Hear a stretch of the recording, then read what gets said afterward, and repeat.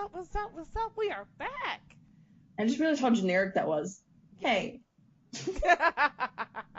We are back, ladies and gentlemen. Episode 2.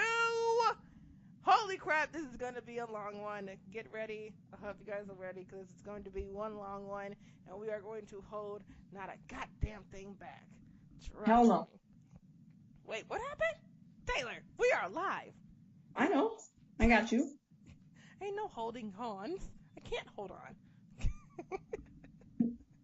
No, I said hell no. Oh, you said hold on. I'm like, girl, we are live. Ain't no holding. Hold on, I'm not ready. Well, this is going to be one very, very long podcast. Not very long, but I say about a good hour. So get ready. Because a lot has happened in the past 24 hours that we need to talk about. But first, before we actually get started with our Raw 25 review, thank you guys for subscribing, listening to us, and all you guys' feedback. I'm sorry my phone is going off in the background because now we have 2 Twitters on my phone. So are you going to be hearing it bloop, bloop, bloop, bloop all throughout this freaking podcast? I hope you guys are ready for that. But thank you for everyone who messaged us and told us, how you guys like the podcast. Thank you, because trust us, I was nervous for episode 1, but I'm so glad you guys liked it. I am so glad. Thank you. Thank you, thank you, thank you, thank you, thank you. Thank you. Taylor, do you have anything to say? Because I know I'm totally, going, taking over. No, honestly, I was really overwhelmed by how much, support we got from it, and it just, on my channel, it's the first episode almost has 100 views, and it hasn't even been a full week, and I'm just amazed at how much people are like, oh my god, I love listening to you guys, and I'm just like, you like listening to me? I get smiley, but me? But no, it just amazes me how much support we're getting, and I can't thank you guys enough, because we wouldn't do this without you, because then it would just be us talking to ourselves pretty much. Yep, it would just be us talking shit to ourselves, which pretty much we do on a daily basis. So I'm so glad. I'm so sorry, guys. My dog decided to play with her toy as I'm recording. Really? Jesus. Anyway, so first and foremost, again, thank you guys. Thank you, thank you, thank you, thank you. All right, so let's get to it. First, we have breaking news. First, let's get to the breaking news everyone's been talking about for the past 24 hours. Enzo Amore has fucked up big time. What I mean big time, I mean big time. So yesterday, before, maybe about 2-3 hours before everything was supposed to happen, a girl popped up and said that Enzo Amore raped her in October, and she just now decided to, she posted pictures of the conversation with Enzo Amore's friends, and trying to say that pretty much since October she's been, keeping this big secret, and that kind of just went all the way downhill. She posts, first she, I can't even get the words out. It's a very serious subject. So afterwards, about an hour after her accusation, Enzo got suspended indefinitely. But then this morning, afternoon, when I actually woke up, come to find out Enzo Amore has been fired from the WWE. He has been released, and still we are left more with questions than answers. Taylor, how do you feel about this? What do you have in your mouth, Kira?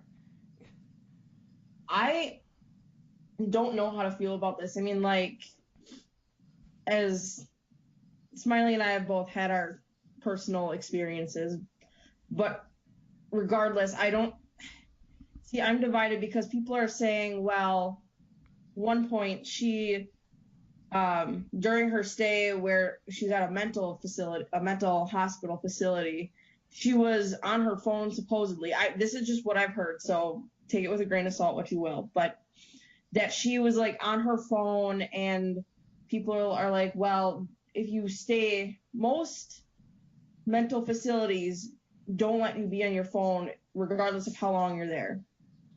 And she was supposedly like tweeting or on some social media during this time that she was supposedly in a mental facility. But at the same time, I'm on the other side of the fence too, where I'm like, okay, like, why would you make something like this up and like cause so much trouble? And at the same time, Enzo too, it was also rumored that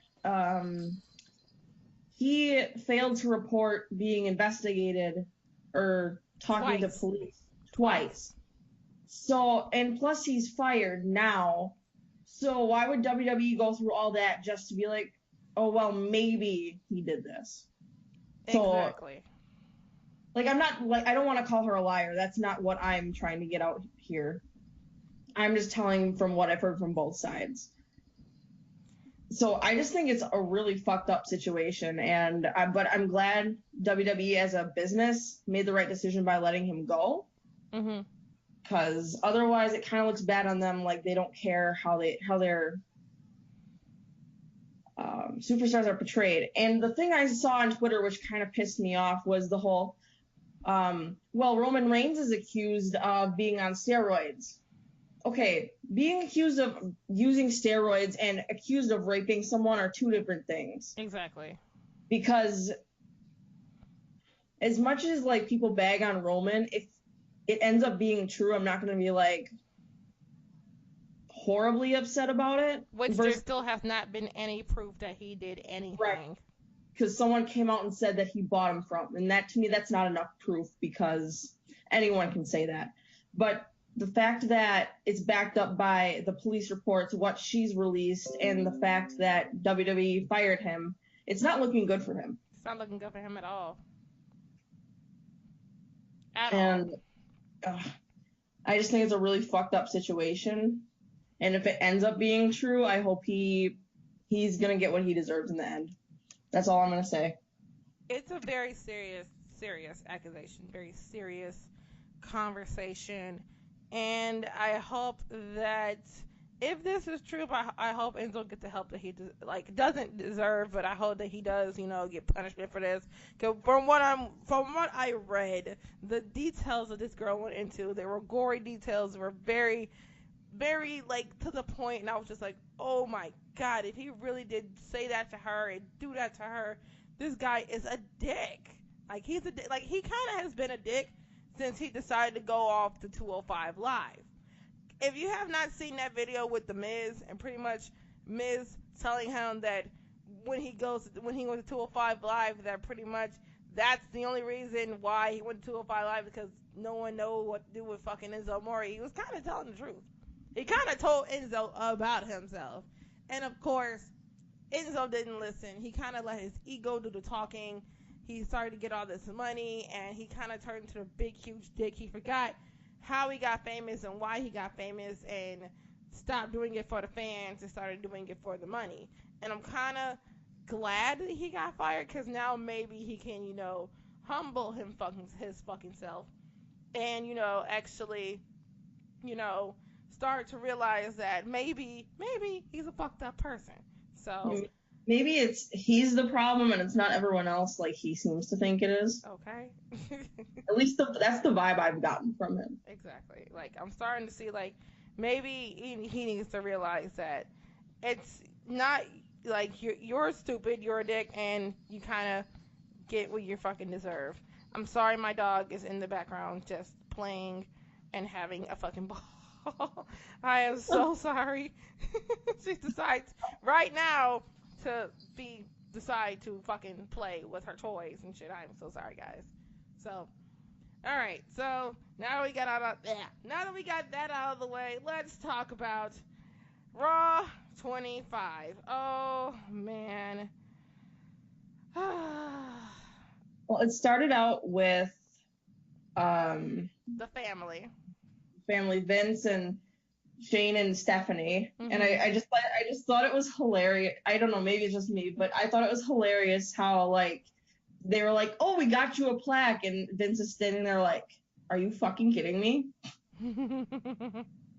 That's what you got me.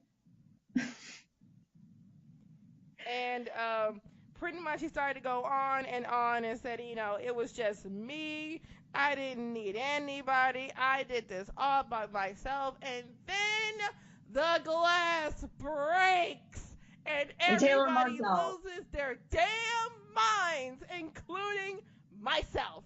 Oh, I'm not gonna lie, guys, I marked the fuck out. I marked Oh, the fuck out. Holy yeah. shit.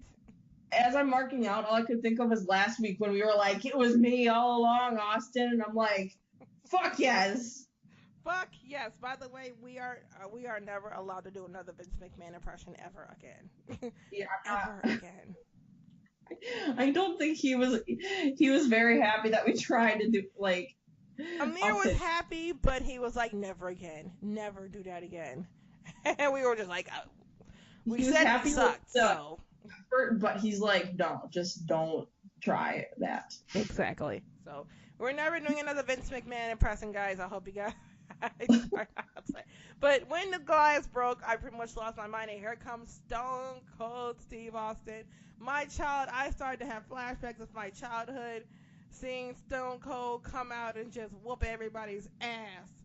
So then he gets to the ring and he's staring at Shane, staring at Vince, and Vince tells him, gives him, the I'm an old man thing. I live in a retirement community now. I have old bones, and everybody's going, what? What? And they're all, on point. Like, no one's offbeat. They're all like, what? What? I'm like, I love this crowd. Yeah, the crowd was fucking into it last night. I was like, yes! Finally. It was wonderful. So then out came, was it the Beers first? I think he shook Shane McMahon's hand, threw his hand up, pointing at Shane. And then all of a sudden, Stone Cold Stunner to Shane. Shane gets a stunner, and I'm just like, yes! So then here come the Bears. So, he grabs the two beers like usual, hands one to Vince. Vince is scared to take it. He opens the beers, clinks them, pours them, and then Vince gets a stunner also, and I lose my damn mind. So then, of course, he grabs two more beers, clinks them together, and just downs them all down his shirt, throws them everywhere, and it was amazing. And then Shane gets up, has a beer with Stone Cold, and then he gets another Stone Cold stunner, but this time the beer goes flying out of Shane's mouth, and I'm just like, my childhood. Oh my God. It's back. It's back. My childhood is back. Oh my God. Never leave me again. For how, he's not old, but for how old he is, in the wrestling business, he still looks decent. He looks very, very good for someone who's literally, in maybe his, 50s, maybe. He looks pretty much in his 50s, I think.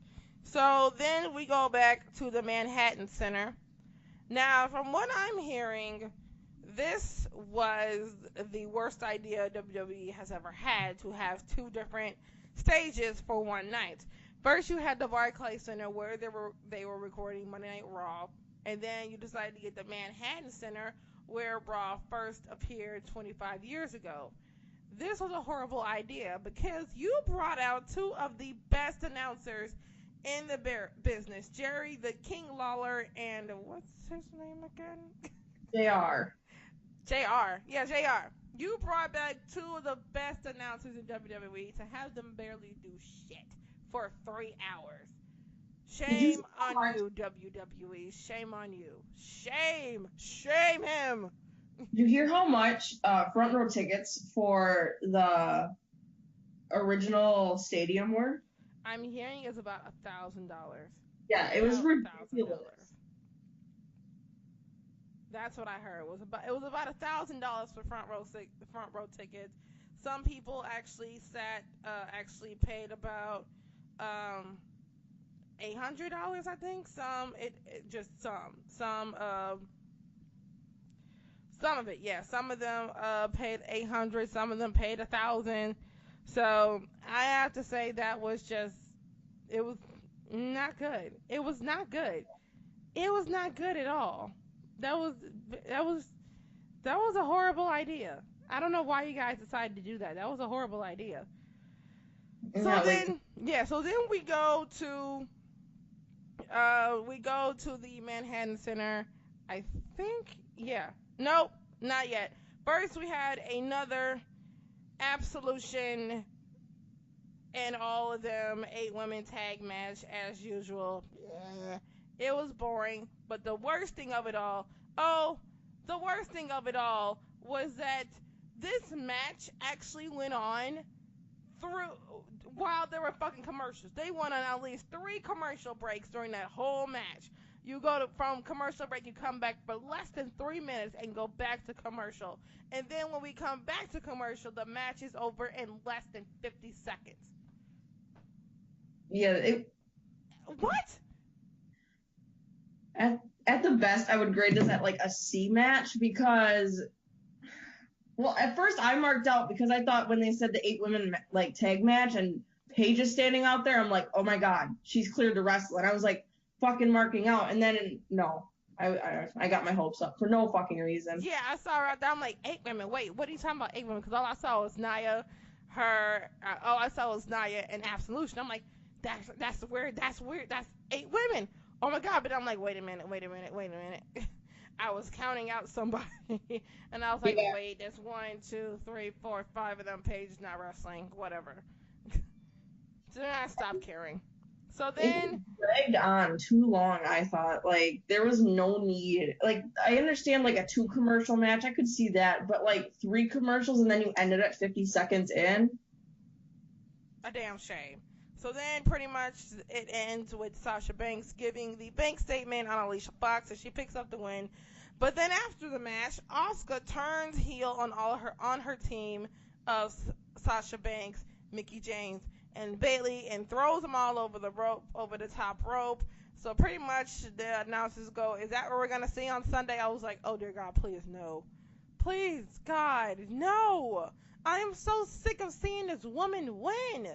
Like, I know you want to keep her, winning and winning and winning because she's like the first female wrestler champion to have an undefeated streak in NXT and have an undefeated streak on the main roster. But Jesus Christ, this woman needs to lose, and I need her to lose right now. I'm sick of it. I am so sick of the Asuka hype.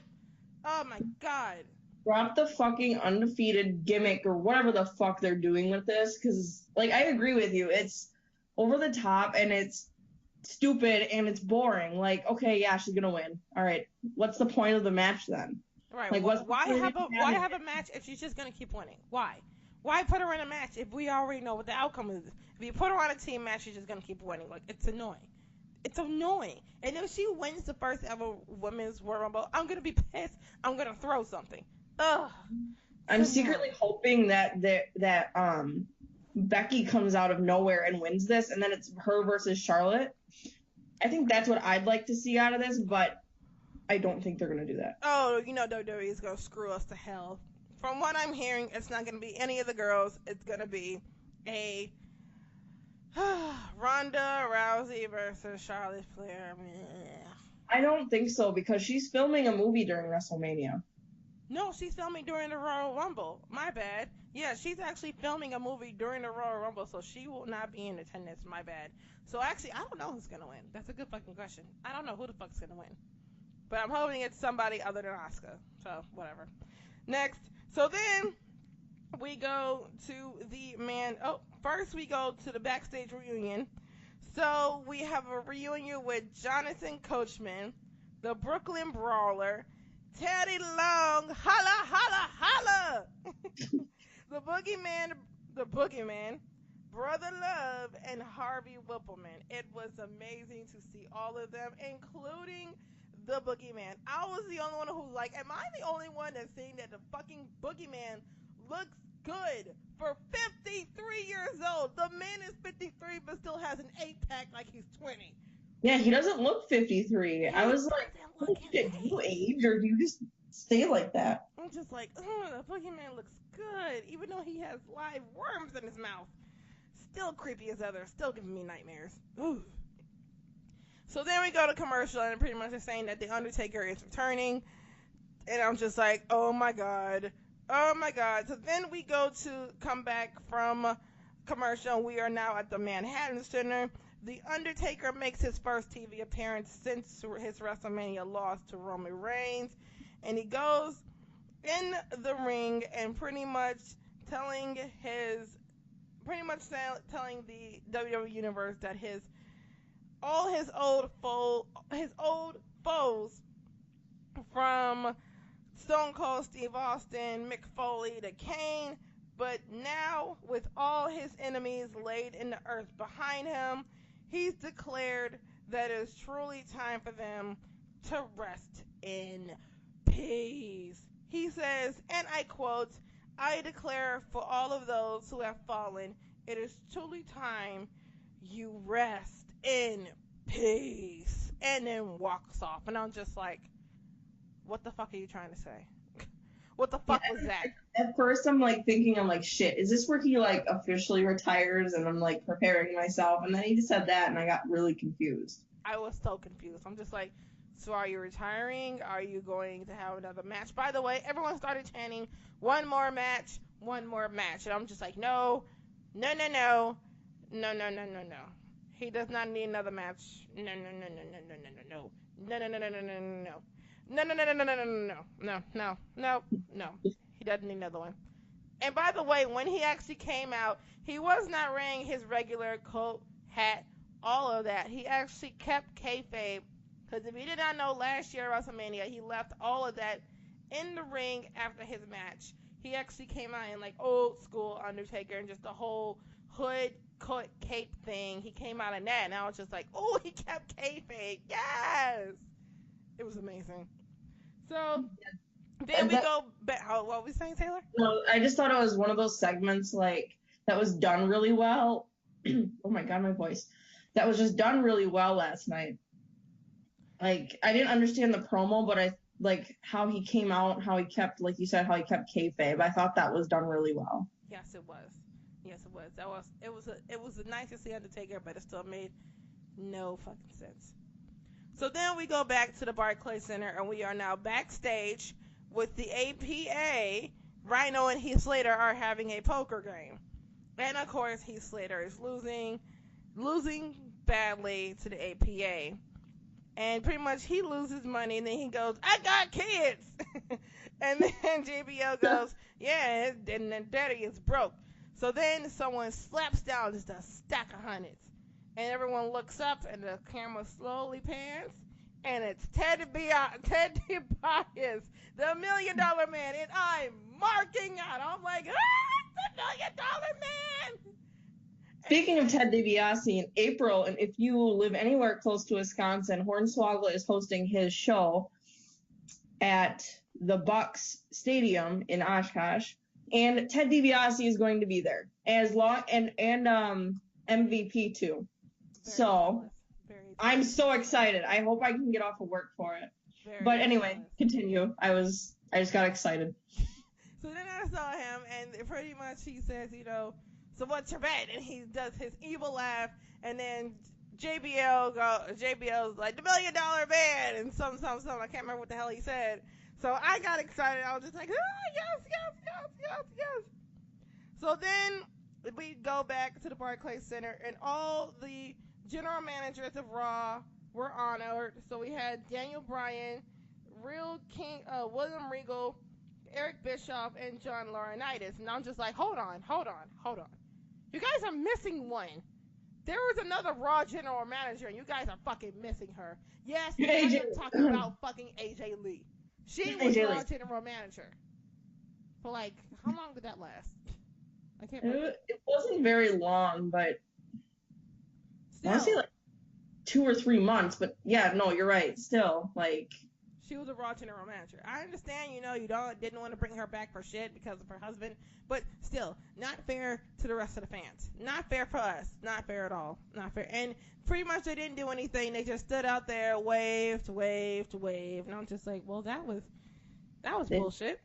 So then while they were out there, we had The Miz and The Miztourage make their entrance, and The Miz and Daniel Bryan have a stare off, and I'm like, yes, WrestleMania, yes, make it happen, yes, I want it, yes. This feud has been building since 2010. I feel like. It kind of has. And Like when with they the had whole that stare NXT off, I was just like, can we? Please. Please carry him so he can beat Miz's ass, please. So then we get the Intercontinental Championship match with Roman Reigns and The Miz, and it was a glorious ass match. I'm not gonna lie, best match of the night. Barely one of the. It was like only what? How many matches did we have that night? Only like 3 or 4. But this one was a shit. This was a fucking shit. This was the best match all night. It was. That ending was amazing. Pretty much, he found a way to beat Roman Reigns. Roman was outside with the Miz Taraj with Bo Dallas and Curtis Axel. Miz actually exposed the middle turnbuckle, and pretty much after that, Dallas and Axel got banned from ringside. Miz sidestepped Roman Reigns, and with a Reigns went into can't use my word. Roman went headfirst into the steel turnbuckle, and with a skull-crushing finale, The Miz became an 8-time Intercontinental Champion. Now, in my head, I was like, that's good for him, but I'm just like, 8 times? Like, that's the only title you can ever go after at the Intercontinental Championship? Like, hashtag Miz for Universal Champion. Yes. Like, I kind of understand. I'm like, okay, I understand. You know, he does good with that title. He really does good, but I'm just like, I'm kind of sick of him winning that title. He needs another one. Really. Yeah. He needs another one. So then we go backstage with APA's poker game. But this time, some superstars have been added to this poker game. So then we see MVP, Jeff Hardy, the SmackDown Live Tag Team Champions, the Usos. And I think wasn't New Day there too? Yes, the New Day were there too. Yeah. I think it was after. No, they weren't added yet. It was just the Usos. No, they were there. And I think also Natty was there too during this poker game. And then Dana Brooke too. Wait, we're getting way ahead of ourselves. They weren't even there yet. So it was just MVP Jeff Hardy, and the SmackDown Live champions, the Usos. Pretty much, Heath Slater lost again. I forgot who won that poker match. So then we go back. We go back to the ring, and it's the Peep Show. Christian is back. And I'm just like, where's Edge? I love you, Christian, but where is Edge? So then here comes the Raw Tag Team Champions, Jason Jordan. But Jason Jordan tries to talk, and pretty much it's the Raw after Mania all over again. Jason couldn't get a single word out without getting booed, and I'm just like, holy shit. My favorite thing was how Jason Jordan was straight up getting booed, but like Seth came out, they're all like, yeah, Seth. And then like, yeah, it was just amazing. Yeah, and they both sat down, and Jason, tried to talk to the WWE Universe, and everybody was like, boo, boo. So then Sheamus and Cesaro came out, started talking. So then everyone's still booing. So then Sheamus and Cesaro took that and ran with it, and pretty much started a "You suck" chant to Jason Jordan, but not for the good reason. No, for the bad reason. So I'm just laughing. I'm just like, good God, poor Jason Jordan. Nobody likes him. Nobody likes poor little Jason Jordan. I think my favorite comment was like when Jordan went, "My dad really doesn't suck," and I'm like, yes, I'm just like, no, he doesn't suck anymore, but he used to. But still, Jason, you suck now. You suck all the way. Tides have changed, and it's your turn. Okay, I was going to say it's your turn to suck, but that sounded really bad. Yes, it sounded really bad. So then after that, I guess Jason couldn't take it anymore. Attacked Sheamus and Cesaro.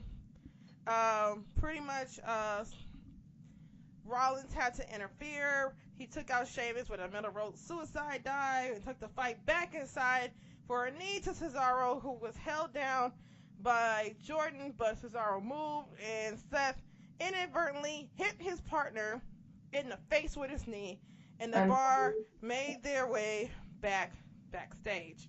So then while they're doing that, I'm like, is Jason gonna turn heel? Like, is this where he attacks Seth and they turn heel? Like, heel turn coming soon? Hoping? Maybe. Hoping? Here's the hoping. So then we go backstage, and the Raw Women's Champion, Alexa Bliss, is having her interview.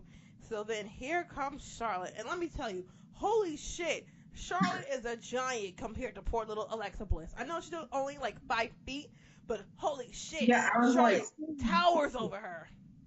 She's like 5'10", because I had to look it up, and she's 5'10". I'm like, holy shit. She is tall as hell. And then you get one of the other biggest pops of the night. Here comes her father, Ric Flair. And all you hear throughout the whole thing is, woo! And I was just like, yes, Rick, tell her. He's looked like when he first got out of his surgeries and he was out of the hospital, he kind of looked really bad, but now it's been like, what, a couple months? Yeah, and I think he looks really like healthy now. And I'm glad. I'm kind of glad, that he looks good. He looks very good. I'm happy. Very, very happy. Yeah, I don't need him to die. Like, that's not okay. Nope. So then, when hearing backstage, we didn't go pan back to the Manhattan Center. We hear back at the Manhattan Center that Mustafa Ali had a match against Mr. Lucha. I'm sorry, I can't think of his name. I call him Mr. Lucha. I can't think of his name. Sin Cara? Huh? Sin Cara? No, the other one. Yeah. That's why I call him Mr. Lucha. I can't think of his name. His name just escapes me right now. I can't think of it. I've been trying to think of his name for like 2 days now. I can't think of it. Fuck. Yep. Yeah. Yep. I'm just gonna call him Lucha for now because I have no fucking idea. Yep. So then we go backstage at APA's poker game. So then the poker game has brought in Natalya, Titus, Worldwide, and Heath Slater has continued to lose his money. But this time Natalya actually wins that round. And pretty much Dana Brooke says, I've been crushing the numbers and you have lost a lot of money. So then he got angry, pushed Titus. So then they walk out of APA's door, just a door that literally just surrounds a non-existent wall. Like, there's no wall. There's just a random door. There's no wall. You guys are still knocking on it like it's a real door. The portal. Huh? It's a portal. It's a portal. So then we go back to the Manhattan Center and we had Bray Wyatt versus Woken Matt Hardy. He got a huge pop. I mean huge. He got a big, huge pop. Everybody was going, delete, but he lost to Bray Wyatt. But I was just like, wow. I think it's kind of sad that I just expect Bray Wyatt to lose now. Like, it's an expectation, and if he doesn't lose, I'm like, wait, what? But then I had found out Matt Hardy's first match was actually against Bray Wyatt's father. So I was just like, so revenge? I'm guessing? Yeah, that's probably the way they were looking at it from the booking standpoint. It was stupid and it was weird. So then we go back to the Barclays Center, and here comes all of the women of wrestling, the past women's wrestlers. So then we get... Except for AJ Lee. Huh? What did you say? Except for AJ Lee. Again, no AJ Lee. No AJ Lee at all. No but AJ Lee. But you include the fucking Bella Twins. Good job, WWE. You make no fucking sense. Yes, we got the Bella Twins, followed by Maurice, a very pregnant Maurice, Kelly, Tori Wilson, Michelle McCool, Jacqueline, Lillian Garcia, Terry Runnels, and finally Miss Trish Stratus, who got a huge pop out of all of them. And no, they didn't get to interrupt no kind of women's match. Nope, they just had them go out there, stand there, wave and dance, and look pretty. And I'm just like, Okay, thanks, Vince McMahon. Right. Right. Good job. So then we go backstage to Elias. Nope, not yet. We go backstage and there is Jericho wearing his Jericho shirt, wearing his New Japan Pro Wrestling t-shirt. And I was like, Jericho is a genius. Not only are you wearing a New Japan Pro Wrestling Jericho Club shirt that's supposed to, be off of the Bullet Club live on WWE television without Vince McMahon getting pissed. I love me some Jericho. So then Elias goes by, playing his guitar, and Jericho says, that he's read him a song. And, he takes his guitar and pretty much starts singing Elias a song, saying, how he's stupid, how he looks dumb. And then he takes out the list. And Elias made the list. I was so excited. I was like, Elias made the list. Yay! I just like how he sang it. I think that's what made it perfect, that he fucking sang it to Elias. I was like, yay, Elias made the list. I was so excited. Usually I hate people getting the list, but he made the list and I was so excited. Oh my God. So then we go back and pretty much Elias is in the middle of the ring singing a song.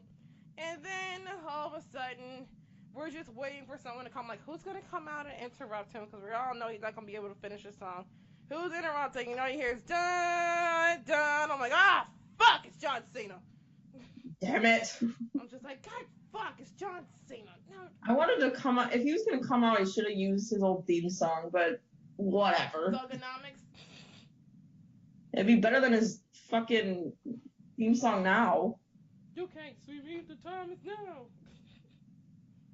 At least the other one sounded badass. This one just sounds like... What? At least the other one kind of sounded badass. Yeah, a little bit. So then he came out and pretty much he said that John Cena came out and said, just like John, Brooklyn doesn't have any balls. And so we pan to the audience and it is 2 beach balls that's being thrown around the room, and I'm just like, oh no, it's beach ball mania all over again. I'm just picturing Amir right at that point. Whatever time he watched it, he was like, oh motherfucker. Fuck off. You can fuck right off, Brooklyn. Fuck right off. So then we get to pretty much him and Elias got into a big, huge brawl. There are 2 shoulder tackles followed by a 5-knuckle shuffle, but a blatant low blow dropped Cena to the floor. Pretty much Elias hit John in the, forbidden area. And pretty much while Cena was on the floor, Elias broke his guitar on Cena's back, followed by Elias' finisher, the drift away. And I was like, holy shit, did Elias literally just get one off of John Cena? Holy shit, they're getting a push. He's getting a push. That's all I cared about. I'm glad for once he didn't, bury him. No. It's good to see him destroy John Cena. I was really happy. I was like, holy shit, we're going to get a push. Elias, 2018 WrestleMania? Yes, please. So then we go and we have Heath Slater versus Rhino versus Titus Worldwide. So the brawl started out leading to a double disqualification for Heath Slater, Rhino, and Titus Worldwide. But then I hear pew! And here come the Dudley Boys. I'm just like, oh my God! Out of retirement for one night only. Out of retirement for one night only. And of course, they didn't forget to bring the fucking tables. I was like, yes, get the tables! And everyone started chanting, we want tables. Clap, clap, clap, clap, clap. And I'm just like, just hold your fucking horses. So of course they put Heath Slater through a fucking table. It was amazing. I was just like, yes. Yes, yes, nostalgia, nostalgia, nostalgia. Of course, but you still have a fucking Royal Rumble on Sunday. Come on now. Let's get to that. Come on, let's go. I still like how every time they have a special show like this, Heath Slater always gets the shit beat out of him. It It was really funny. It was sad but funny. So then we go backstage. AJ Styles is having a interview, but oh no, not just any interview.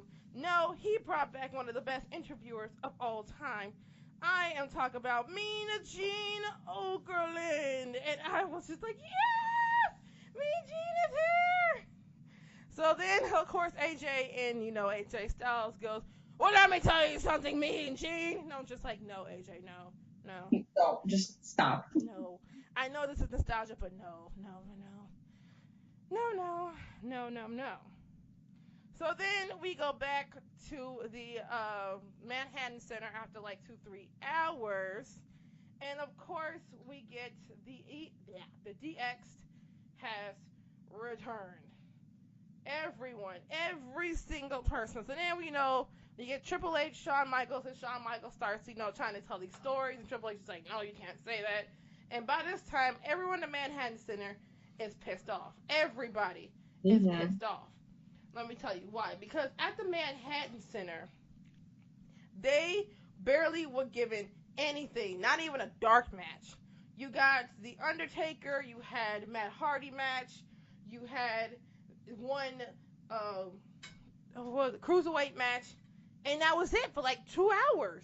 They literally just sat there and watched Raw on a fucking big screen. And I was just like, well, that's not fair. Until like the last 30 minutes of fucking Raw, that's when DX appeared. So I'd be pissed. Like, if I paid that much for seats to sit in that arena and have like one, two, maybe 3 matches, whatever it was, like, I'd be pissed. I would be pissed too. Oh yeah, by the way, I'm totally missing one. During Raw, we had Mark Henry come out with The Godfather. I was so happy. I was like, oh, yes! I was like, pimpin' ain't easy. Where's the whole train? I had kind of missed it because I had ran to the kitchen for like 5 minutes. I know somebody's wife was there. Either he got engaged and had a wife finally. I don't know what happened. But I was just like, holy shit. It's Godfather, Mark Henry, and some fucking woman, and it's not the whole train. It wasn't the whole train, so I was just like, whatever. I just wanted the whole train. You on Twitter who brought up that CM Punk was seen in the promos on Raw twice? That was actually me. That was you. Okay. I saw that tweet, and then as I'm watching it, it came up, and I'm like, what? Yes, in the freaking, while they were doing, the pictures of, throughout 25 years, they had a picture of CM Punk during his pipe bomb. And I'm just like, that's literally 3 times you have brought up CM Punk in the past week. First, you made him top 5. He made the top 5 most dramatic things to happen during, best things to happen at Raw in the past 25 years. I think he was number 2. His pipe bomb was number 2. Then you had him in the beginning of the show when they, going back through 25 years promo thing. And he spotted, I spotted him. I'm like, oh, CM Punk! And then you showed him another picture of him during the pipe bomb. And I'm just like, that's 3 times. That's 3 times you brought up CM Punk. Right. I can't remember the last time he was even like seen or even mentioned on WWE. And I'm just like sitting there like, holy shit. But I'm not getting my hopes up, but it was still cool to see. Yeah, he's never coming back, girl. We all know this. I know this. The whole entire universe loves this. He's never, ever going to come back. Ever. He's too happy where he is right now. Huh? At least from how I see it, he's too happy where he is right now, and I just don't. He got his ass whooped in less than 2 minutes. I want to see Punk versus Jack Gallagher in UFC. Please. Jack Gallagher could whoop his ass. Just if CM Punk, have this. Have him go against Jack Gallagher, but if he loses to Jack Gallagher, he has to go back to WWE. Boom. Yes. Match of the year. Because if you guys did not know, Jack Gallagher actually has MMA experience, and he's 2-0. 2-0. Which means he hasn't lost a single match. Which I was shocked. I was like, little old Jack Gallagher actually has MMA experience? What? I need to see this. Definitely need to see this. Yeah, that's something that has to happen. Yes, or it should happen. Yes, it does. So then we go back to the Manhattan Center, and it's the DX reunion. We have Triple H Shawn Michaels come out, followed by the New Age Outlaws, Road Dogg, Jesse James, Billy Gunn, and then Razor Ramon comes out, aka Scott Hall. But no. You're not gonna get Scott Hall when he first comes out. No. We're gonna go on a fucking commercial break as soon as the man makes his entrance. Because we're fucking WWE and we don't give a shit about the fans. We like our money.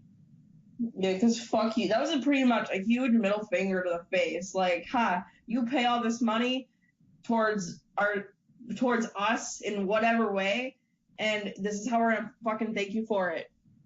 Commercial. Knowing that one of the freaking legends just came out. Nope, we're gonna go to commercial. It's like Vince's backside saying, go to commercial now. And I was pissed. Oh, I was livid. Oh shit, I almost chopped my shit. But no, like, why would you? Other than for selfish reasons, there is no reason to put a commercial there. Exactly. During Razor Ramon's entrance. Why? Just like, I don't want Vince to kick the bucket or anything, but it's time for Triple H to step in because there's just things that Vince does that I'm like, oh my god, just go away. Vince needs to retire immediately. Yeah, it was bad. So then, during all that, all of a sudden, I think they too sweet each other? No, not yet. No. He goes, something, it was too sweet! And then the Balor Club music has hit, and here comes Finn Balor and the Good Brothers, and I'm like, no way! I was just like, yes, dream matches. I'm just like, what are they gonna do? Are they actually gonna go at each other? Are they gonna too sweet each other? And it was magical. They all too sweeted each other, and I'm just like, yes, it's my dream. My dream has come true, ladies and gentlemen. They all too sweeted each other, and it was absolutely amazing to see that. To see that live, oh my god. Oh my god, I would have been like, just marking out to no end. I don't know what the internet just broke. The internet broke. It broke. Seeing them all too sweet each other. But then all of a sudden, after they too sweeted each other, all you hear is say yeah, and I'm like, oh no, no, not now, not now. And pretty much the burial of the revival began, and I'm just like, oh, this is brilliant, this is beautiful. So pretty much everybody in DX went at the revival, and it was just beautiful. It was beautiful. All I could think of is Cody Rhodes in the back saying, "Fuck the revival." Fuck the revival! Clap, clap, clap, clap, clap. It was amazing. I'm not gonna lie. It was absolutely amazing to see all of them do that. And pretty much they got hit with a coup de grace, and it was over. So then I was just like, all right, is that how we're going to end Raw? Is that how we're going to end it? Just have them all too sweet each other after the match? Nope. Still wasn't over. And it was already like 11 o'clock. And I'm just like, oh my God, it's 11-something o'clock. End it now. Yeah, no one needs to see Brock anyway. I don't care. So then we go back, and it's everybody, it's like they brought out the whole entire locker room. So then you should see... If you did not see the New Day make their entrance, you missed out. Because Big E literally just... Big E's walk to the ring literally made me die. I was just like, I am dying. Big E making his goddamn entrance was the fucking best. It was the fucking What's up, best. guys? Whoa, I don't know what the fuck that was. I don't know what the fuck that was. I'm sorry, guys. I have no idea what the fuck that was. Stupid fucking recorder. Anyway, so Big E, New Day's entrance was literally the best. It was literally the best. I'm not gonna lie. It was everything to me. Everything. I don't care. It was everything. So they all surround the ring, kind of like it was gonna be like a lumberjack match, and I'm just like, what the fuck is going on? So then we get Braun Strowman, Kane in the ring, And of course, what do? They go to fucking no. Before that, they cut the commercial. And then they come back and everybody's in the ring. Everybody. I'm like, so what is it? A lumberjack match? What the fuck is going on? So then, while they're standing out in the ring, all you hear is, ladies and gentlemen. And I'm just like, oh, here we go. And it's time for Taylor to go jump off a cliff. Yes, that's when it's time for Taylor to go jump off a cliff. She was probably not pleased. Mm-hmm. So, pretty much, we get, 3 minutes of Braun destroying everybody. Mm-hmm. That's exactly what it was. 3 minutes of Braun destroying not only Kane, but also Brock. I'm like, how is Brock your champion, but yet you literally have him get destroyed every chance you get? Not okay. And then he wins at the pay-per-view. I will be shocked. I'd be shocked. So pretty much, what happened? So pretty much, it was an all-out brawl. Brock, and pretty much, what happened? Strowman went after Brock Lesnar, but Lesnar ducked, took out Kane with 1 at 5. Bryan got hold of Lesnar, tossed him over the ropes, and then threw him towards the barricade before finishing him off with a running power slam onto the announcer's table. And that's how they ended Raw at like 11:30. And I was just like, well, somebody paid for some overtime. And I was just sitting there like, well, that was totally nostalgia, but had nothing to do with the Royal Rumble. No, not at all. Nothing to do with the Royal Rumble at all. Except for like that one last 5-minute thing. It kind of left me like, what the fuck am I supposed to expect? Like, Exactly. What's the feeling going into Sunday? Like, there was nothing. I was just like, really? Who books this shit? I was like, who the fuck wrote this episode? Whoever wrote this episode needs to be fucking fired. Immediately. This was some bullshit. They hyped this episode of Raw, like, through the roof, and then it just kind of really let me down. I was like, that's it? That's what you got? That's what you gave us? That's literally what you gave us. Was some bullshit. I was not happy. I was not happy at all. It was just... It's a shitty feeling. I was not impressed. I was happy with all the fucking nostalgia, but other than that, I got nothing from this. I literally just got nothing. Nothing. Like, the pops were cool, but yeah, that... Yeah, other than that, I got nothing from this. I was like, so what am I going to expect going to Sunday? Like, is somebody going to, like, is Braun going to pretty much win? Like, is that what you're trying to tell me? Is that Braun's going to win? So, I have to give this episode 2.5. 2.5 Bollywood boys. That's all this episode gets. Taylor? I'm gonna go with a 2. It doesn't even deserve a half of close to a 3. It deserves a 2. Like, it only got a 2.5 because of all the freaking stars, all the nostalgia I felt. But other than that, it gets 2.5. Yeah, I'm just like, no, I am like very dissatisfied with this episode. So now it is time to answer your guys' question. We asked on Twitter to ask us some questions, and now we're going to answer them. So first question from Scotty Styles 29. He asked, do you think Stephanie McMahon and Roman Reigns will win the Rumbles this weekend, and will Braun finally capture the gold on Sunday in Philly? Taylor? What do you think? I'll start with this one. Stephanie McMahon winning, no, because that's pretty much a huge slap in the face to like all the women who are participating, regardless if like they've been around for a while or if this is like their second or third year. Regardless, it's like when Ellsworth helped Carmella win. It would just be a huge fucking slap to the face. It would. So no, I see her being in it. Like in my Royal Rumble predictions video, I put her in mine, but I do not see her winning it. Nope.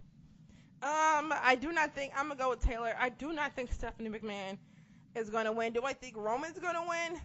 I don't think so. No. He does not have to win the Royal Rumble to go against Braun. Brock. I mean, Brock. Sorry, Brock. He does not have. God damn, I keep getting those two mixed up because they both start with B. You're good. You're good.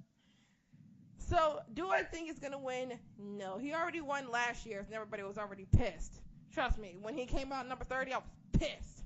I was pissed. I was like, fuck, not this shit again. Like, it's nothing against Roman personally. I'm just gonna get this out here because I feel like a lot of people think I hate Roman. I hate his character and how he's booked. As like a wrestler, he's improved in the last 2-3 years, like really well, I think. But it's just the fact that it's year after year that he gets shoved down our throats. That's what I'm sick of. Yeah. Not necessarily him as a person, but him as a character. Yeah. Do you think Braun will win Sunday? Taylor, what do you think? I wish, but no, because again, like you said, and like I had tweeted earlier, no, he doesn't have to win the Rumble to face Brock, but Brock isn't going to drop it until Mania. Yep, and he's gonna drop it to Roman. We all know who's going against Brock at Mania. We all know who's gonna do it. So I do not think he's gonna win. Oh wait, yeah, I think he's gonna keep it all the way till Mania. Unfortunately. He'll have it for a good year. Unfortunately. So yep. So all right. Next question from Jay Miller. J Miller 911419. What's up? He asked, who were you most excited to see at Raw 25, or who were you most disappointed not to see? Taylor, we already know who you were not very disappointed not to see. AJ Lee should have been a part of this. I don't care how you feel about her WWE. She should have been a part of this. But my favorite person that I saw was Stone Cold. Like when you hear that glass shatter, there's just something that makes you get so excited and like pumped for whatever's coming. So yeah, that's my answer. Stone Cold.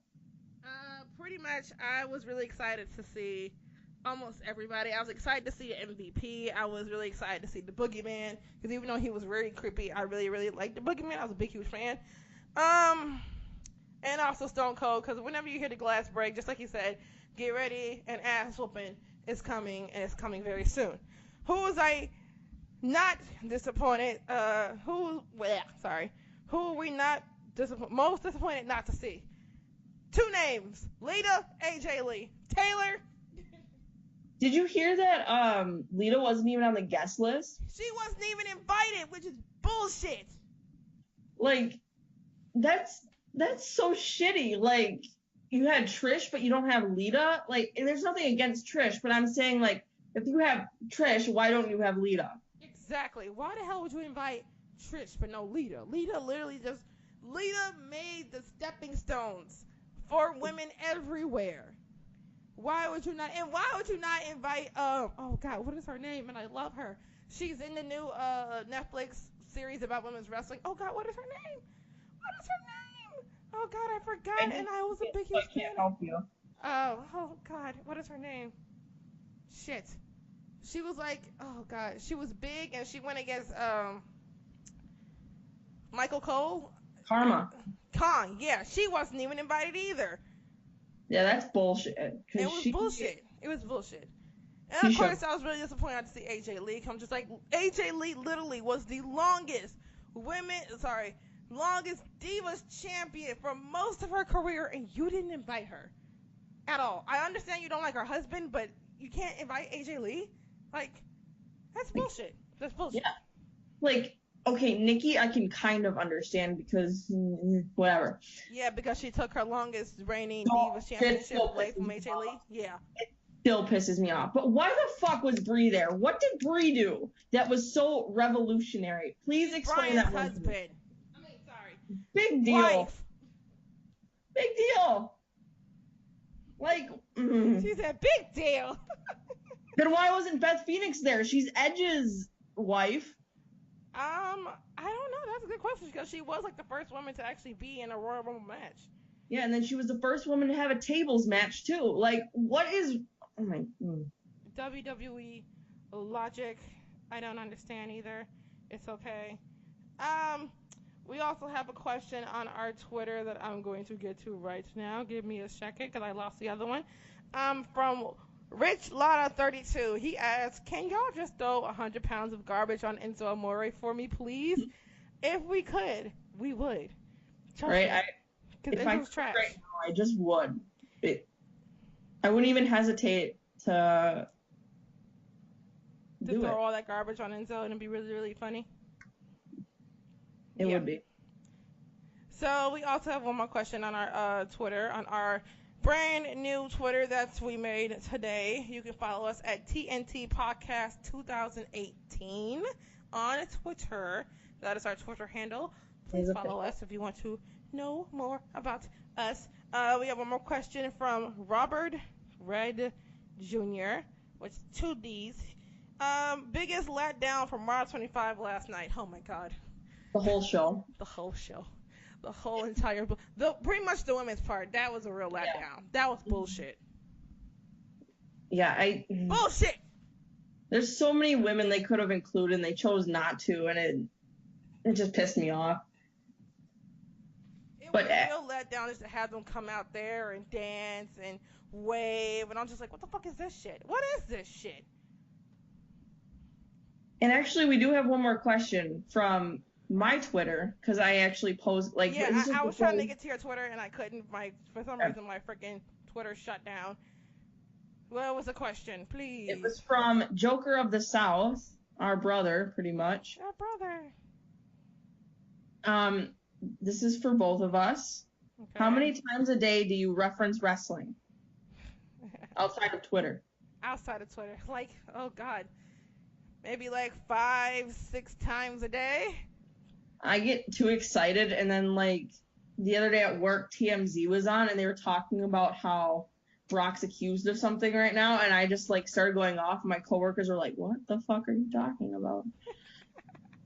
And then I'm like, "Okay, I'm gonna stop talking." And then it's actually a 2-part question. The second part was, what's your biggest influence in being a fan of wrestling? What made you both want to watch / get into it?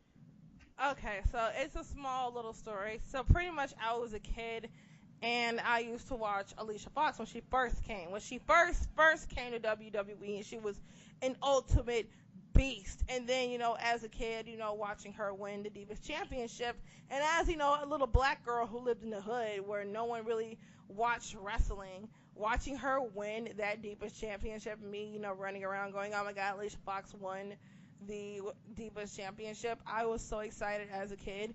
So it's pretty much because of Alicia Fox winning that Divas Championship. I was like, oh my God, I fucking love wrestling. Oh my God. Like, I had already liked wrestling because I had brothers, but to know that a woman actually won a title, I was just like, that is amazing for me. That was amazing. It was amazing to watch that. I was really, really excited. So definitely, what was it, like 2010-ish? Maybe, I think it was 2010-ish when she won. Yeah. I had watched it before, like back in the Attitude Era, you know, Stone Cold and all that, blah, blah, blah. Yeah, you know, as a kid, you know, we watched The Rock, you know, Stone Cold, but then, you know, they actually started using women as wrestlers, not just sexual objects. And, you know, to actually, you know, watch her win a title, that excited me. And so that kind of just made me want to watch wrestling and really want to get myself into it. So that really made me want to watch wrestling a lot more, is to actually watch. It was the women winning title after titles that made me really want to, you know, get into wrestling. Taylor, what was yours? Okay, mine's a little longer, so I apologize if this runs out a little bit. Okay, girl.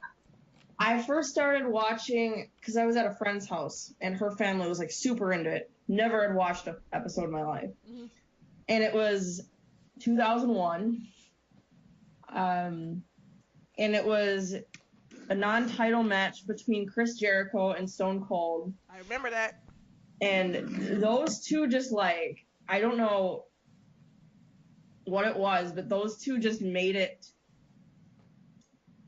exciting. Interesting to me. Like, and it like their characters, and just like Jericho, this larger than life character, and then you had Stone Cold as this badass. And yes, and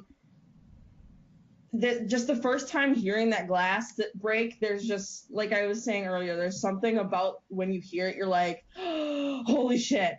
Like, so then my parents didn't have a lot of money. We'll just keep it at that. So, and wrestling wasn't allowed at my house, at my mom's house, because my parents were divorced. Right.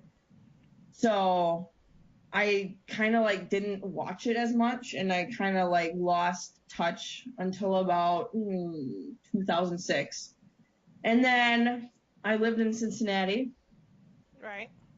At this point, and I got to go to HWA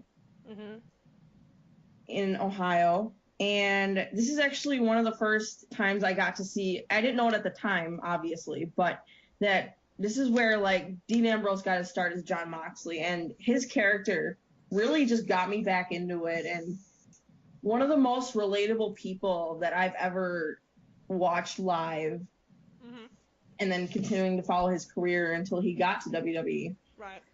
Like, I have a whole YouTube video on it. I won't go into it, but because I'm gonna start crying if I do. But anyway, so then I started to get back into wrestling, like WWE too, around 2006 as well, because I got in trouble because I ran around my house yelling "suck it" to my dad.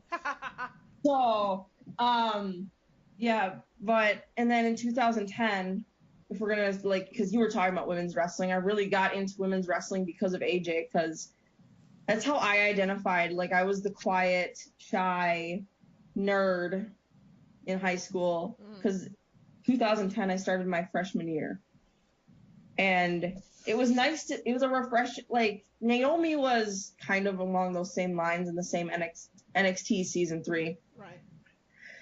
But AJ just stood out to me, and she made me laugh every time I watched her, so that really got me into women's wrestling. So yeah, that's kind of my story of how I've evolved in a way as a wrestling fan, and which wrestlers kind of kept me going along. Yeah, pretty much AJ Lee was like everyone's favorite, including mine. She made me laugh every time. Just like, holy crap, she's a beast. Like, she just was real. Like, she wasn't. I didn't get the fake vibe off of her like a couple of the other girls, like Oksana. I fucking hated her. And then there was another girl, I don't even remember her name, because it was Oksana, some chick, and then it was AJ, Caitlyn, and Naomi. Right. But I can't remember the other girls. She had the Bella twins as her, like, professional. Yeah. I don't fucking remember her name, but I didn't like her either. I don't like her either. So yeah, that answered that question. Thanks for that question, Joker. So then we have one more question from Rollin Styles P1. He asked a 2-part question. He asked, your NXT TakeOver and Royal Rumble predictions. Let's get this out the way, because I've already talked about NXT, but I have the card in front of me, so I kind of have my predictions already. So okay, let's do this. NXT TakeOver Philadelphia. When is that actually? When is it? Oh, never mind. It's Saturday, January 27th. Okay. What? Yeah, that. Yeah, that. Yeah, that one. So, on the card, we have for the NXT Championship, we have Andrade Cien Almas versus Johnny Gargano, a.k.a. Johnny Wrestling. Let me tell you, I have to go with Johnny Gargano. I was literally like the only one who was not happy when Andrade won the NXT Championship. I was the only one who wasn't excited. I'm just like, well, this is bullshit. Yeah, I wasn't happy with that decision either. Like, I don't understand it. I didn't understand that win, but and then he won. I was just like, whatever. It should have been Velveteen Dream, because you know I love everything about the goddamn Velveteen Dream. So, yeah. I'm sorry. Goddamn. Miley's just low-key dying. All right, next on the list, NXT Championship, Ember Moon, who I love, versus Shayna Baszler. I'm not happy about this. Why the fuck is she getting a goddamn title match already? She hasn't even been in NXT that long. She literally just arrived, just debuted, and already she's getting a goddamn title match. Why? Why? There's so many other girls down there who I would have rather face her. Like, they don't necessarily have to win, but like, this is what pisses me off about WWE. They have someone new who is decently talented, but then they just skip over all the people who've been working hard for however many years, and they're like, nope, this person. Exactly. Like, I understand Shayna's a beast. She's been choking people out in the performance center and all this other shit, but why the hell does she have a title match already? Why? I don't understand. I can't. I don't know what I. It. I hope Ember wins. That's my prediction. I hope Ember wins. I hope it's a squash match. Yeah, just destroy her. Destroy Shayna. If Shayna gets the title away from Ember, I will call almighty bullshit. Because Ember has worked so hard. So hard. Do you know how many times she actually did a goddamn interview for freaking WWE? Not an interview, but like how many times she actually tried out for WWE and she kept getting denied. She did it like 3-4 times before they finally said yes. I was so happy. Like, if you did not read her story on WWE.com, you need to go watch that video. Have some tissues because you're going to cry. Her story is amazing. And I'm so happy she's fucking champion. She deserves all the praise. All of it. Because she's fucking amazing. Amazing. Amazing champion. Amazing woman. I'm sorry. I'm a big Ember fucking fanatic and I don't care. You go for it. Ass. You can kiss my ass. Alright. Next we have Adam Cole, baby, versus Aleister Black in an Extreme Rules match. I can't pick. No, don't make me pick. I know, right? I love Adam Cole. Love him, love him, love him. But then we have Aleister Black in an Extreme Rules match. Oh, don't let me pick, don't let me pick. That is one Brock, like, if he faced Brock Lesnar, that is one Brock Lesnar match I would actually look forward to. Yes. But, oh, God, I can't pick. I can't, I don't want to pick against Adam Cole. I really don't, because I love Adam. But, I'm sorry, Adam. I'm going to have to go with Aleister Black. Oh, God. Yep. Yeah. I like you, Adam Cole, but I see Aleister Black winning this one, so I apologize. Don't hate me. Please don't hate us. We love Adam Cole so much, and we also love Aleister Black. If you did not watch the Aleister Black versus Velveteen Dream match, you missed out on one hell of a match. It was amazing. Go back and watch it because I could watch that match over and over and not get bored with it. Next on the list, we have NXT. For the NXT Tag Team Championship, we have the Undisputed Era versus the Authors of Pain. Now, I have a feeling they won't be winning because if I'm just going to put a little teaser out there. Not a teaser, a spoiler alert right now. They're getting called up to the main roster after WrestleMania, so I don't see why putting the title on them knowing damn well they're going to be leaving in less than 3-4 months anyway. So, why put the championship on them if they're going to be leaving? I don't think they'll win. Nope. I kind of want Sanity to have the titles back, but I know it's not going to happen. So I say that Undisputed Era will keep the titles. You know, I love the Authors of Pain. Love them. Yeah, I agree. So, that's the end of that one. And for our Royal Rumble predictions, oh, God. So, for the women, I don't know. I don't know who I want to win. I mean, number one on my list, I want Naomi to win, but I know it's never, ever going to happen. They're not going to give her another push, and it's going to suck. Becky. Becky would be my pick, just personally, but I don't think she's going to win, but that's who I'm cheering for. I'm cheering for either Becky or Naomi, because I love them both, but we all know who the true winner is going to be, and I'm not pleased, but I think it's going to be fucking Asuka or Nia Jax. Either I'm really hoping that at the end we get Nia Jax versus Asuka again, and then Nia Jax just throwing her over the rope and Nia Jax winning the first ever Women's Royal Rumble. I would cry. I would cry because then we get Bestie against Bestie for WrestleMania. It'll be amazing. It'll be a good match. It would be. And for the men, Royal Rumble predictions. Oh yeah, I forgot we have a full ass card. This is like a 5-hour fucking Yeah, it's gonna be long. It's gonna be a long night. Well, now that they got rid of one match because Enzo's gone, so now Cedric can't get his goddamn title. Son of a fucking bitch. Damn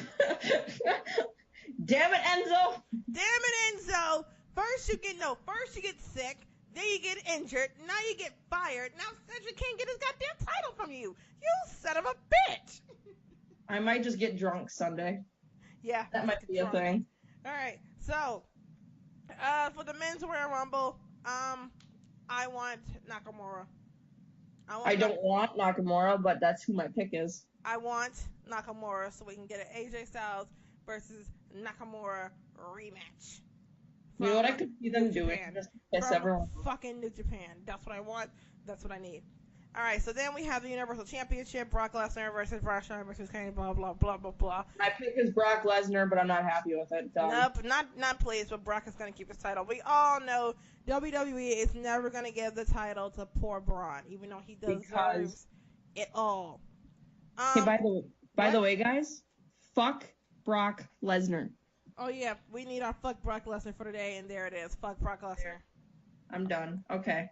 Next on the list, we have WWE Championship: AJ Styles versus Kevin Owens and Sami Zayn in a handicap match. AJ Styles. AJ Styles. I don't have him losing that title, especially. I have Kevin Owens and Sami Zayn arguing over who should pin AJ for the championship, and then AJ getting up and pinning one of them for the 1, 2, 3. He keeps his title. Boom. Yeah. I don't think they will ever. Nope. They're not getting a title. Nope. And no, they're not getting the title. No. Just no. That's my answer. All right. For the SmackDown Tag Team Championship, we have the Usos versus Chad Gable and Shelton Benjamin in a 2 out of 3 falls match. I'm hoping that either the Usos retain and then we get someone else try to go for the freaking title. I'm hoping that's what I want. I want the Usos to win, but I have a feeling that they're gonna put them on Chad Gable, Shelton Benjamin after one of the Usos brothers got arrested for a DUI. I think they're gonna try to punish him and take the title away from him, which is really gonna suck because I know WWE and they're dicks and they're assholes, and I think they're gonna get their title taken away from them by those two. Yeah, I'm gonna cheer for the Usos because it's the Usos and I love their whole heel gimmick. But I mean, it could go either way. I think, but yeah, I'm gonna stick with the Usos. But if I'm wrong, I'm wrong. Yep. So I think that is now. Oh wait, it's not even that long now. Now that we got rid of one match because we got rid of the what? I don't think Alexa or Charlotte are putting their titles up. No, they're not in the title. They're not in the Royal Rumble because they're both championship. No champions have to be a part of the Royal Rumble. No, I meant I don't think they're doing a singles match. No. Yeah, I didn't hear anything about that, and I'm guessing not. So. No.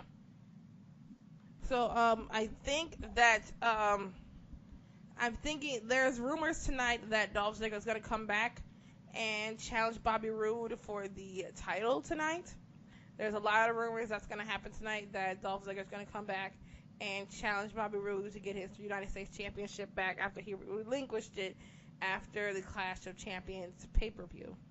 So even though it has not been announced, if that's the route they're going to go down, I really want I want Bobby Roode to keep the title. It's his first title on the main roster. Let him keep it. Let him keep it. Dolph is leaving, supposedly be leaving. So, whatever. Yes, we'll come out. Whatever. There might be a Intercontinental Championship rematch. I don't want it.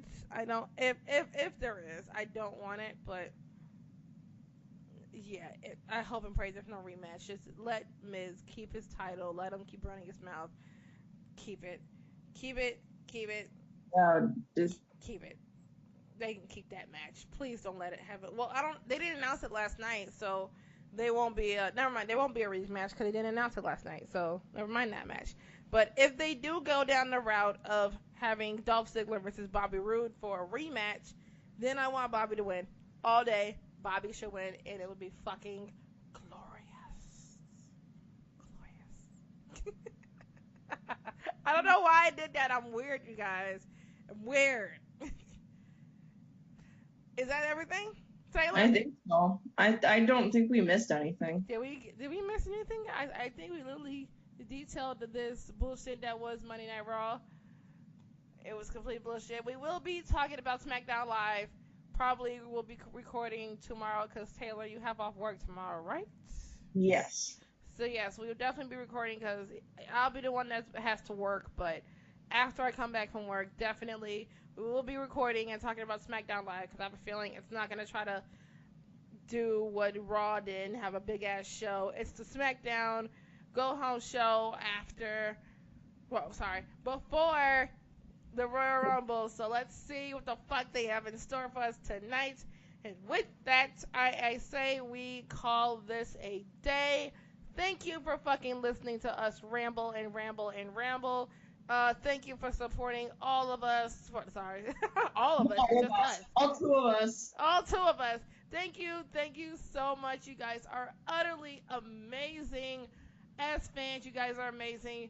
Please be on the lookout. We just made our podcast verified on iTunes. I'm so excited. I just checked maybe an hour ago, so we are now on iTunes. So if you have an Apple phone, you can listen to us on the iTunes podcast app. I am so excited.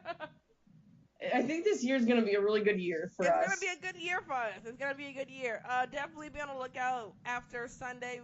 I don't know what day we're going to record, but just know our Royal Rumble podcast is probably going to be long because we're going to have a lot to talk about. Because I have a feeling they're going to screw us again. They're going to piss the both of us off. Because, we have attitudes and we get pissed very easily. Very Don't easily. piss us off. Don't piss us off. That's number one. Kind of like Braun. Don't touch us and don't piss us off. Right, Kira? Yeah, she's looking at me. Yep, that's right. That's right. So you can listen to us on Podbean, T&T Podcast, T&T with an A in the middle, T&T Podcast on Podbean, T&T Podcast on Apple, whatever. Also on Taylor Talks on her YouTube, and I will also sometimes upload it to my YouTube, which is Miss Smiley 14 on YouTube. So there's a lot of places you can listen to us, and there goes my phone. My mom's calling me, but I will talk to her later. Priorities, people. Talk to your friends before you talk to your mom. Priorities. If that's the lesson you take from this podcast, let it be that. Let it be that. Talk to your friend before you talk to your mother. And don't piss off Smiley and Taylor. And don't piss us off. That's number one. So, again, thank you guys for listening to us. Catch us on Twitter. Taylor's Twitter is Taylor1114.